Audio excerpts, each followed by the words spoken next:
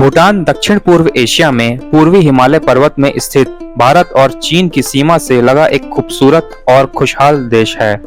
भूटान दुनिया के सबसे छोटे देशों में से एक है। भूटान को थंडर ड्रैगन की भूमि यानी land of the thunder dragon के रूप में भी जाना जाता है। भूटान का भूभाग दुनिया के सबसे ऊबड़ खाबड़ पहाड़ी इलाकों में से एक है।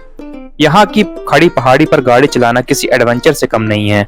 भूटान का भूभाग अधिकतर पहाड़ी है और दक्षिणी भाग में थोड़ी समतल भूमि है। यह देश सांस्कृतिक और धार्मिक रूप से तिब्बत से जुड़ा हुआ है और भूटान की आधिकारिक भाषा योगंखा है। आज देश दुनिया के इस दिलचस्प सफर में हम आपको बताने जा रहे हैं भूटान के बारे में कुछ रोचक जानकारियां। तो चलिए शुरू करते हैं। भूटान का आधिकारिक धर्म तिब्बती बौद्ध धर्म है, जिसका पालन 75% आबादी द्वारा किया जाता है और इसकी आधिकारिक विचारधारा खुशी है। माना जाता है कि भूटान नाम की उत्पत्ति संस्कृत शब्द भूटानता से हुई है, जिसका अर्थ है तिब्बत का छोर, या संस्कृत शब्द भू अट्टन से, जिसका अर्थ है पहाड़ी इलाका। भूटान राज्य के प्रमुख को ड्रैगन किंग कहा जाता है। भूटान की 70% भूमि वनों से घिरी हुई है और भूटान के संविधान के अनुसार भूटान का 7% भूमि क्षेत्र जंगल ही होना चाहिए। भूटान का राष्ट्रीय पशु ताकिन है, जो देखने में बकरी और हिरण जैसा दिखता है। भूटान का राष्ट्रीय खेल तीरंदाजी है। भूटान का राष्ट्रीय फूल ब्लू पॉपी है, जो एक दुर्लभ हिमालयी जंगली फूल है। जब तक भूटान को इस फूल के बारे में पता नहीं था, तब तक ब्लू पॉपी वनस्पति जगत के लिए एक रहस्य था। भूटान की आधी आबादी 17 साल से कम उम्र की है। भूटान की केवल 16% भूमि कृषि योग्य है, जबकि भूटान की 90% जनसंख्या कृषि पर निर्भर है। 1974 में संयुक्त राष्ट्र ने भूटान को एक देश के रूप में मान्यता दी थी। भूटान में संसदीय लोकतंत्र प्रणाली है, जहां 2008 में पहली बार लोकतांत्रिक रूप से निर्वाचित चुनाव हुए थे।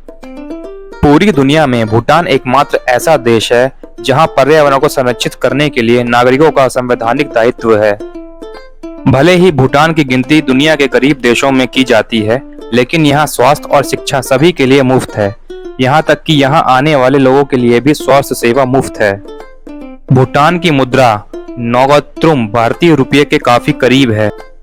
भूटान की अपनी नौसेना या वायुसेना नहीं है और यह देश हवाई सहायता के लिए भारतीय वायुसेना पर निर्भर है। भूटान का मुख्य आर्थिक भागीदार देश भारत है, क्योंकि भूटान ने तिब्बत से लगी सीमा को बंद कर दिया है। आपको जानकर हैरानी होगी कि 1974 तक इस देश में विदेशियों के प्रवेश पर रोक लगी हुई थी। विदेशी पर्यटकों को पहली बार 1974 में भूटान पर्यटन की अनुमति दी गई थी।